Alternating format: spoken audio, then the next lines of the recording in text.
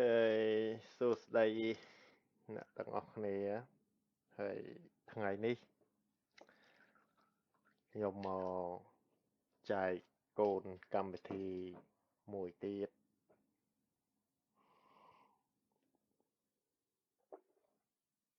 អូខេហើយកម្មវិធីនេះគឺខ្ញុំអឺដាក់ឈ្មោះដដែលចាំតិចខ្ញុំបើក Zoom ចែកឲ្យមើលដើម្បី Zoom នេះកម្មវិធីនេះអូខេកម្មវិធីនេះខ្ញុំដាក់ឈ្មោះថា Marika Tool 2FA Receiver OTP ដូចគ្នាតែជាប្រភេទលើម៉ាស៊ីនជាប្រភេទ EXE អឺខ្ញុំអត់ដែលអធិប្បាយអត់ដែលប្រាប់ថាហេតុអីបានពី3 tool អីដែលខ្ញុំសរសេរខ្ញុំព្យាយាមដាក់ឈ្មោះថា Marika អូខេ Marika មកពីពាក្យថាម៉េច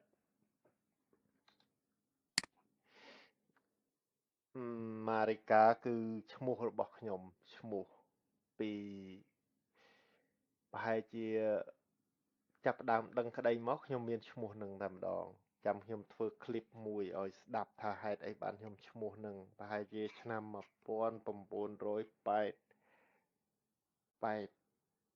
ខ្ទង់ប្រហែលជា86 85ឬណាខ្ទង់ប៉ុណ្ណាកាលហ្នឹងប្រទេសខ្មែរនៅអឺ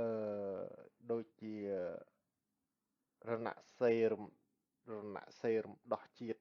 ស្អីមួយយ៉ាងកម្ពុជាស្អីមួយយ៉ាងហ្នឹងហើយចាំខ្ញុំធ្វើคลิปមួយបែបវែងបំផុតអត្ថាធិប្បាយរឿងឈ្មោះម៉ារីកាហ្នឹងព្រួយឈ្មោះហ្នឹងមិនមែនឈ្មោះឪពុកម្ដាយខ្ញុំដាក់ឲ្យទេហើយខ្ញុំចេះ hack តាំងពីឆ្នាំនោះមក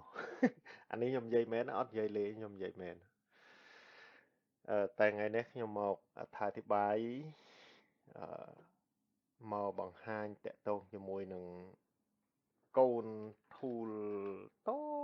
ចមួយឈ្មោះ Marika Tool 2SA Receiver ខ្មែរយើងប្រហែលជាច្រើនឆ្នាំមកហើយដែលយើងចេះតែនាំគ្នាប្រើ website មួយនេះเนาะហើយក៏មានអ្នកដែលគាត់អឺព្យាយាមសុំទោសបើសិនខ្ញុំនិយាយទៅវាប៉ះពាល់ព្យាយាមអត់ចេះតែធ្វើចេះខ្ញុំនិយាយត្រូវខុសអីអត់ចេះតែព្យាយាមធ្វើចេះเนาะគឺគ្រាន់តែដាក់ 2FA ចេះហើយគេអាច hack ចូល account គេអាច hack ចូលកុសតរអីបានហ្នឹងអាហ្នឹងតាមពិតតាំងពីខ្ញុំចេះតាក់ទងនឹងភាសាខាងហ្នឹងមកខ្ញុំ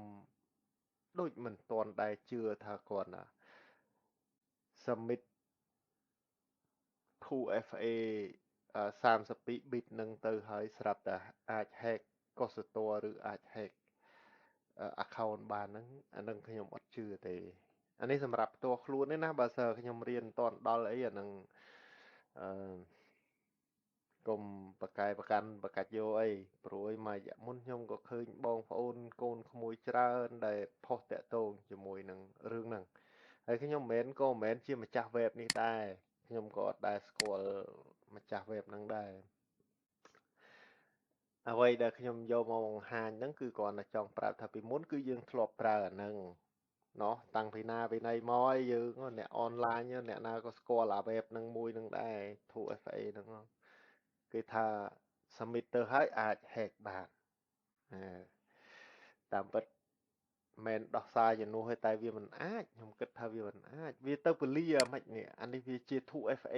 ដែលផ្ញើចេញមកពី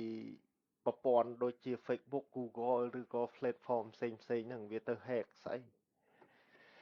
អូខេសម្រាប់ processing របស់វាគឺយើង copy 2FA code របស់យើងនឹងយកមកផាសនៅ text នឹងហើយយើងចុច submit មកវាចេញ code នៅត្រង់នេះអាហ្នឹងរឿងเนาะតែយើងត្រូវបើក website មួយនេះណាតែថ្ងៃនេះខ្ញុំអត់ធ្វើចឹងទេខ្ញុំអត់មកបង្ហាញចឹងទេខ្ញុំចែកកម្មវិធីទៅទាំងអស់គ្នាដោយខ្ញុំអត់មានបានបន្ថែម backdoor ទ្វារក្រោយទ្វារមុខអីទេដាក់កម្មវិធីឲ្យ free ប្រើអឺតែទាំងអស់គ្នាត្រូវចាំទុកថារាល់ការប្រើកម្មវិធីទាំងអស់ដែលយើងប្រើនៅលើ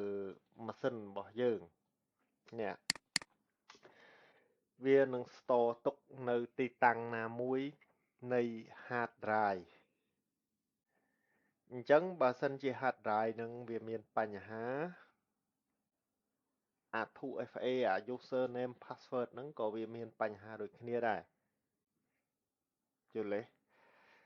អញ្ចឹងខ្ញុំ version ក្រោយ version គិតប្រាក់ខ្ញុំនឹងសរសេរ backup ទៅលើ Google Drive ទៅលើ Gmail ទាំងអស់គ្នាខ្ញុំ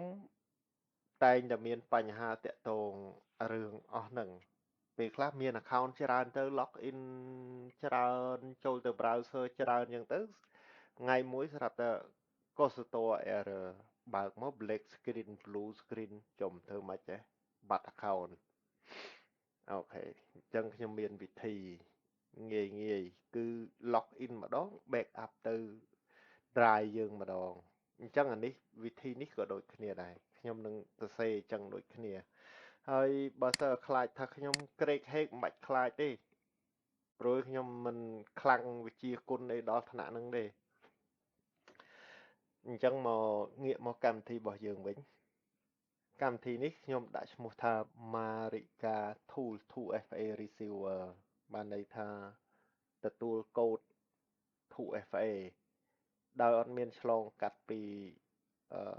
ឈ្មួញកដាលទី2ទី3អីទេគឺទាញចេញពី Facebook អានេះគឺខ្ញុំសរសេរតែ Facebook មួយណាខ្ញុំអត់ទាន់សរសេរទាញ Google ឬទាញអឺ platform ផ្សេងទេអូខេអញ្ចឹង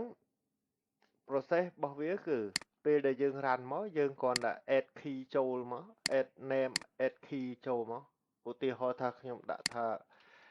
sign សុកដារាបន្ទាប់មកយើង add key 2FA ចូលហើយ 2FA មិនមែនចេះតែ add ទេណាឧទាហរណ៍ថាខ្ញុំ add ចេះមិនមែនចេះតែ add ទេយើងត្រូវដឹងថាពេលដែលយើង add ទៅអញ្ចឹងអឺ key នេះវាត្រូវតាមរឿងរបស់វាអត់យល់ទេអញ្ចឹងគឺយើងត្រូវទៅយកអា 2FA ហ្នឹងមកអញ្ចឹងឧទាហរណ៍ម្ដងទៀតខ្ញុំដាក់សុកតារាអីខ្ញុំពេលខ្លះសរសេរឧទាហរណ៍តែឈ្មោះម្នាក់ហ្នឹងមិនដឹងថាមានមនុស្សឈ្មោះហ្នឹងមែនអត់បើតើមានសំទោសផងខ្ញុំចេះដាក់ទៅទេនេះឧទាហរណ៍ថាឥឡូវនេះឈ្មោះសុកតារានេះហើយ account Facebook មានពិតប្រាកដចុច add បូងយ៉ាងមកនេះអញ្ចឹងនេះគឺសុកតារាអានេះគឺ 2FA เนาะហើយនេះគឺនេតិដែលខ្ញុំស៊ូមមើលអានេះគឺនេតិ expire ដែលយើងចំណាំមកឃើញវាលោតអានេះគឺកូដ OTP អានេះគឺ 2FA ហើយអានេះគឺឈ្មោះរបស់យើងមិនថាឈ្មោះ Facebook មិនថាឈ្មោះ Gmail ហ្នឹងគឺឈ្មោះរបស់យើងអញ្ចឹងពេលដែលយើង log in ឧទាហរណ៍ថាខ្ញុំ log in សុកតារាមិញហ្នឹងចោះខ្ញុំ log in ទឺយកមក username password អូខេខ្ញុំចុច login បើសិនមាន disable អីអាហ្នឹងអត់មានតាក់ទងទេព្រោះអីខ្ញុំគ្រាន់តែសរសេរកម្មវិធីទាញកូដអូខេឥឡូវវាយកកូដមកហើយមិញគឺឈ្មោះសុកតារាเนาะនេះសុកតារាលើគេនេះអញ្ចឹងយើងគ្រាន់តែយកម៉ៅមក double click លើ COTP ហ្នឹងតាមពិតអឺវា receive OTP តែខ្ញុំសរសេរអក្សរកាត់សម្រាប់តខ្លួននេះណា ចឹងវានៅពេល14 13វិនាទីនេះខ្ញុំ copy ចុច double click ចុច double click ចុច double click មកអូខេដល់មកយកមកផាសចូលក្នុងហ្នឹងបន្ទាប់មកចុច continue អញ្ចឹងនេះគឺវិធី receiver OTP អឺ 2FA អូខេនេះ account នេះគឺពេលដែលទទួលកូដទៅហើយ lock អញ្ចឹងយើងមិនបាច់ទៅរវល់ទេអារឿង lock មិន lock ថ្ងៃនេះថ្ងៃទី6តាមពិត account ហ្នឹងវា lock មេថ្ងៃនេះថ្ងៃ12អញ្ចឹងវា lock ឡើងប្រហែលខែប្រហែលថ្ងៃមុនហើយអញ្ចឹងមិនបាច់ទៅរវល់ទេតែអ្វីដែលខ្ញុំចង់បង្ហាញគឺតកតងជាមួយនឹងកម្មវិធីហ្នឹងហើយកម្មវិធីហ្នឹងអានេះខ្ញុំ